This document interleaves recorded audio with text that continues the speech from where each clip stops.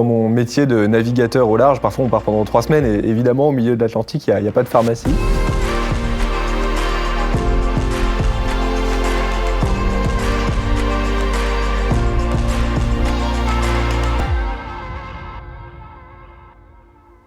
Bonjour, c'est Pierre-Louis Atwell, patient expert des MICI, les maladies inflammatoires chroniques de l'intestin, la maladie de Crohn dont je suis atteint et la rectocolite hémorragique.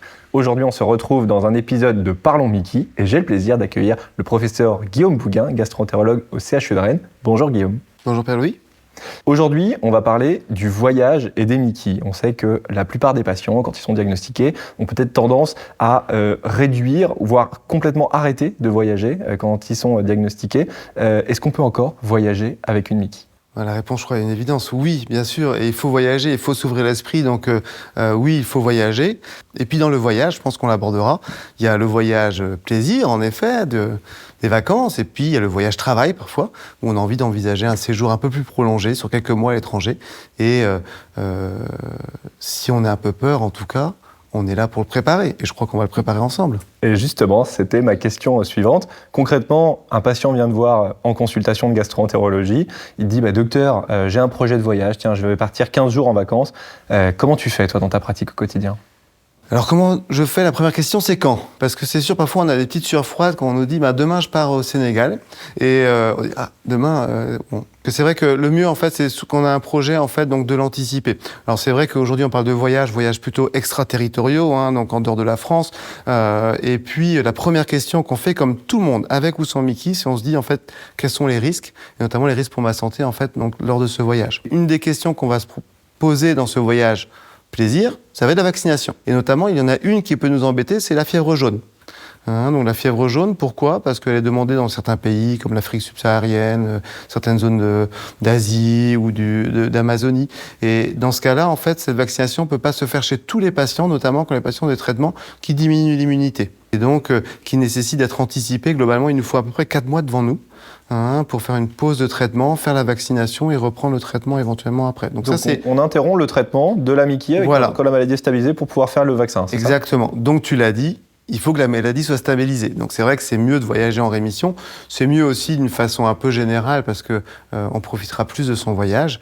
Et alors, dans le voyage, se pose évidemment la question du traitement, puisque ça fait partie des freins quand on est atteint de maladie. On sait que certains des traitements doivent être réfrigérés, notamment. Est-ce que tu peux nous expliquer un petit peu ce que tu conseilles à tes patients qui sont sous ces traitements qui peuvent être contraignants ? Comment on fait concrètement ? Ça peut être parfois un peu pénible quand on part pour une semaine ou 15 jours et puis qu'il y a juste notre traitement qui tombe quand on est en vacances. Donc c'est pour ça que je pense qu'il faut vraiment discuter avec son gastro-entérologue parce qu'on peut s'arranger pour moduler un peu les injections, avancer un peu l'injection par exemple pour la faire avant de voyager, partir sans médicaments et puis refaire à son retour de voyage. Donc je pense qu'il faut en discuter pour voir en fait comment on peut s'arranger. Après, il y a des voyages qui peuvent être plus prolongés et dans ce cas-là, c'est vrai que ça s'anticipe, c'est assez simple. Il faut qu'on parte avec son ordonnance. Souvent un certificat médical pour la douane à l'aéroport, disant en fait donc quel traitement on a, combien de stylos, parce qu'il y a des petites aiguilles, donc forcément ils vont le voir en fait au détecteur de métal, donc combien en fait donc il y a de stylos, et puis le certificat médical disant qu'on a besoin d'avoir ces stylos. Et en général, quand on fait comme ça se passe extrêmement bien. Et puis dans l'avion, en fait, il faut demander bien sûr aux hôtesses de réfrigérer le traitement. Donc par exemple, on peut partir 1 an, 2 ans à l'étranger, par exemple en Erasmus, les jeunes qui partent pendant leur cursus ? Alors, ça c'est oui, on peut partir. Alors ça c'est un message hyper important pour les jeunes. Aujourd'hui, je pense en plus, il y en a plein qui veulent partir. Il faut vraiment pas que ça soit un frein en fait donc la maladie pour partir. S'ils partent dans un pays anglophone, typiquement, les États-Unis, le Canada, l'Angleterre, en fait, ce qu'on va en général, en tout cas moi c'est ma pratique, je veux dire partez avec vos médicaments. Donc ça veut dire on va avoir une délivrance unique. Donc nous, sous notre ordonnance, on met en délivrance unique et il part avec l'ensemble en fait de ces injectables. Avec tout le stock en fait. Tout le stock. Si il part en Erasmus, mais sur un pays frontalier, parfois c'est un peu plus simple. Il peut revenir en France en fait donc pour chercher. Si je comprends bien, finalement, que ce soit des voyages à court terme ou à long terme, dans un pays proche ou à l'autre bout du monde, il y a toujours des solutions. Ça s'aborde avec l'équipe. Toujours des solutions. Mais en parlant des voyages prolongés, en fait, c'est pas moi qui devrais répondre, Pierre-Louis, c'est toi. Comment tu fais quand tu vas en transat? Ouais, écoute, c'est vrai que donc dans mon métier de navigateur au large, parfois on part pendant 3 semaines et évidemment au milieu de l'Atlantique, il y a pas de pharmacie.